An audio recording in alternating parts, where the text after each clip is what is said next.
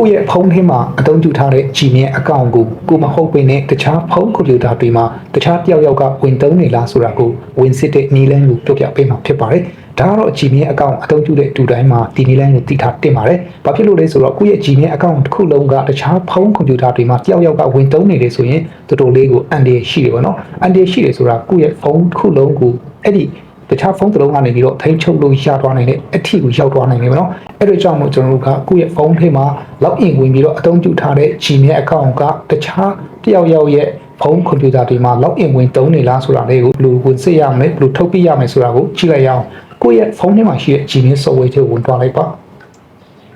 profile icon လေးကိုနှိပ်လိုက်ပါပြီးတော့နော် Google account လေးကိုတစ်ချက်နှိပ်လိုက်ပါsecurity and sign in ဆိုတဲ့နေရာမှာတစ်ချက်ထပ်ပြီးတော့နှိပ်လိုက်ပါအောက်ဖက်အနေနဲ့ဆင်းသွားလိုက်ပဲအခုဒီအောက်နားလေးမှာမိတ်ဆွေတို့မြင်တဲ့အတိုင်းပဲ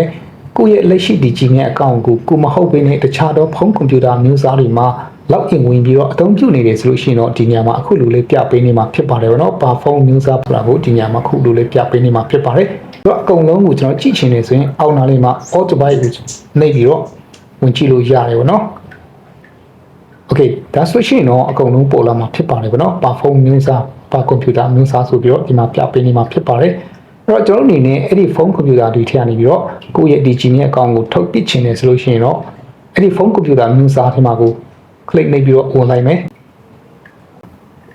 ဒီထဲမှာဆိုလို့ရှိရင် find the byte sign out ဆိုပြီးတော့အခုလိုလေးပေါ်နေတယ်ဗောနော်ဆိုတော့မိတ်ဆွေအနေနဲ့ကိုယ့်ရဲ့လက်ရှိဒီ Gmail account ကိုဝင်ပြီးတော့ login ဝင်ထားတဲ့